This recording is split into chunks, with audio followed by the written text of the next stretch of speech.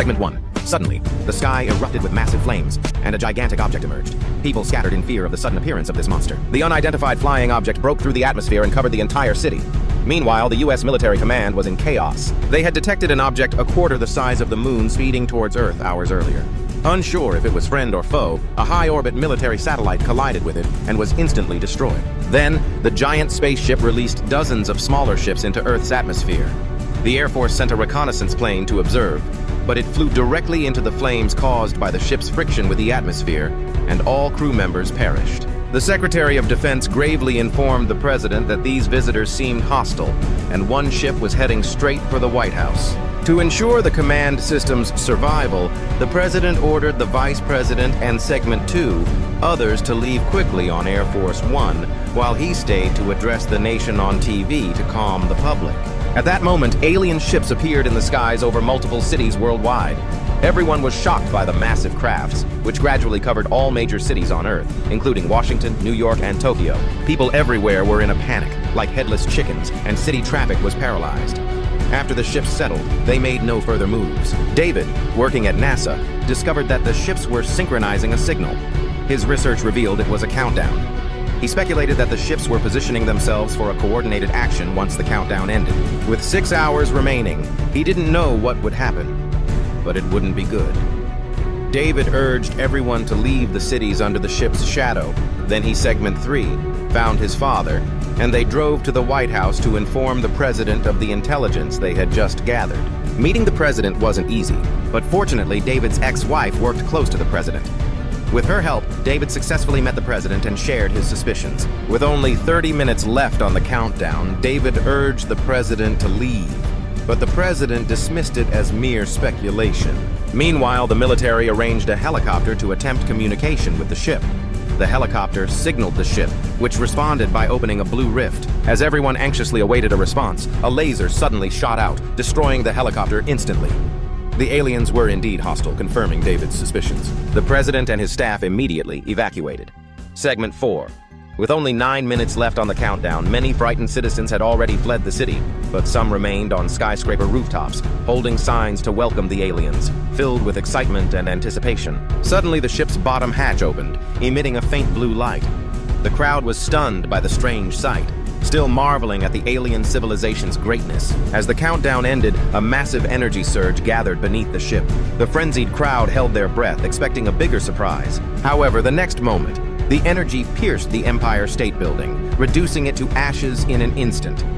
A massive shockwave spread across the city, leveling everything in its path. Countless people were obliterated in an instant, turning the city into a hellscape. The President's plane had just taken off, narrowly escaping the flames. Segment 5. The plane was fast enough to avoid being engulfed by the flames. The once bustling metropolis was now a smoky wasteland. Since the aliens were hostile, the military quickly devised a counterattack plan.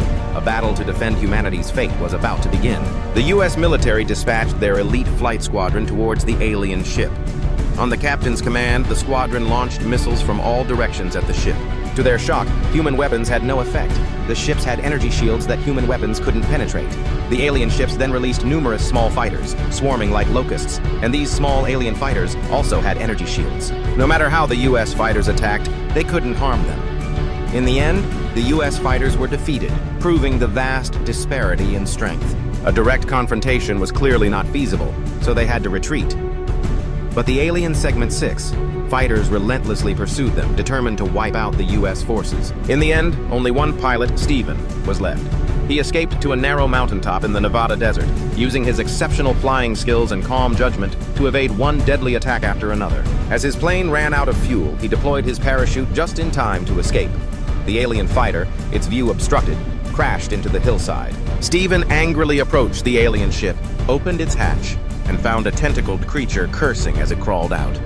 Stephen knocked it out with a punch, then packed it in his parachute and dragged it towards the base. After a difficult journey, they encountered a convoy of refugees. Stephen stopped a car and headed to the base with them. Meanwhile, the President and his team arrived at the hidden Area 51 in Nevada. Segment 7. At the base, they descended to the 24th underground level and finally saw the mysterious base. The President was furious that the country had a secret base hidden from him. The base's leader showed them the spaceship and alien specimens obtained from the 1947 Roswell incident. Dr. Oken explained that the aliens themselves were weak, but their armor was incredibly strong. More astonishingly, the aliens communicated through brainwaves. Since David had successfully decoded the alien ship's signal, the president decided to have him study the ship to find the alien's weakness. Captain Stephen also brought the alien to the secret base. Initially, the guards wouldn't let them in, but when Stephen showed his trophy, the guards quickly let them pass. Once inside, Dr. Oken began his surgical research on the alien. Segment 8. They discovered the alien was wearing a layer of armor. As soon as they removed it, the alien woke up and reacted, scaring everyone into retreating. Just as the doctor wanted to continue the dissection, the alien used brainwaves to damage the equipment and killed the doctor's colleague. The president arrived just in time to witness this. The alien seized the opportunity to control the doctor's body and demanded the president release him. The president still hoped for peaceful coexistence, but the alien said all Earthlings must be killed and emitted a piercing sound wave that attacked the president. The president's head felt like it was going to explode, and he collapsed. The general quickly drew his gun and shot the alien, restoring the president to normal. He now understood the aliens' plan. They were like locusts, plundering resources from different planets, and Earth was their target. They had already sent scout ships to Earth and knew everything about us. Segment 9. Some scout ships had crashed on Earth and were recovered by humans. If the aliens succeeded in their invasion, Earth would lose all life. The general wanted to use nuclear weapons to destroy the enemy. The president had been hesitant because he didn't want to use nuclear weapons on his own soil. But now there was no other option. He agreed, and the flight squadron, fully armed with nuclear bombs, set out. After launching the nuclear bomb, they watched it explode near the ship and everyone cheered. However, they soon received news from observers that the alien ship was still intact. Earth's strongest weapons couldn't harm the enemy, and everyone felt despair. Meanwhile, David had cracked the alien ship's system, but it couldn't damage the enemy. He felt powerless. His father, not wanting to see his son like this, advised him to take care of his health and avoid getting sick. This suddenly inspired David. He decided to make the alien ship sick and immediately gathered his team. Segment 10. They began testing. David had a soldier shoot a soda can on the ship, but the can remained unharmed due to the shield. Then David uploaded a computer virus he had written to the ship and had the soldier shoot again. This time, the can was blown away. The ship's shield had disappeared. Everyone was amazed. David quickly explained his plan. He would upload the virus to the alien mothership. Once the mothership was infected, the virus would spread to other ships, disabling their shields.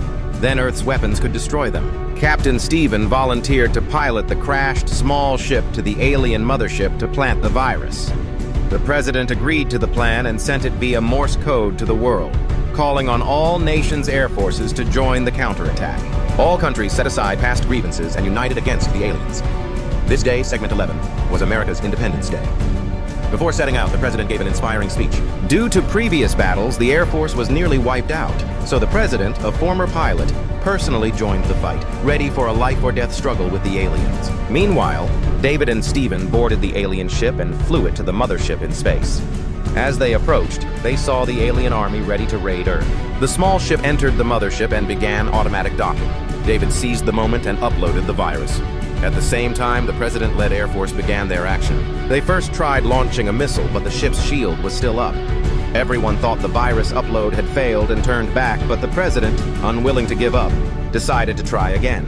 The second missile successfully exploded on the alien ship, and the shield was gone.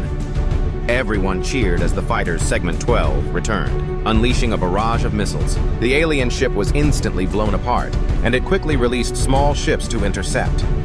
But the small ships no longer had shield protection, allowing for a fair fight. The sky was filled with sparks as the Air Force engaged in battle. However, they soon ran out of missiles, and the alien ship remained largely undamaged. The fighters needed to return quickly to resupply. The alien ship was gathering energy for an attack. The president fired his only missile, but it missed the target. As the alien ship's energy buildup neared completion, an old pilot flew his fighter into the launch port, the ship's weak spot. With a massive explosion, the alien ship was completely destroyed. The counterattack was a great success. Meanwhile, in space, David and Stephen left a nuclear bomb on the alien mothership and narrowly escaped.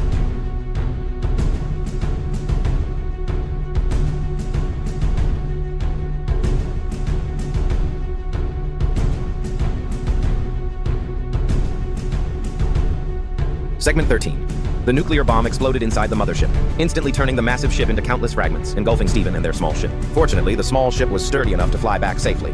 The two heroes landed safely on Earth. In this battle to defend Earth, humanity finally triumphed. But where did the aliens come from?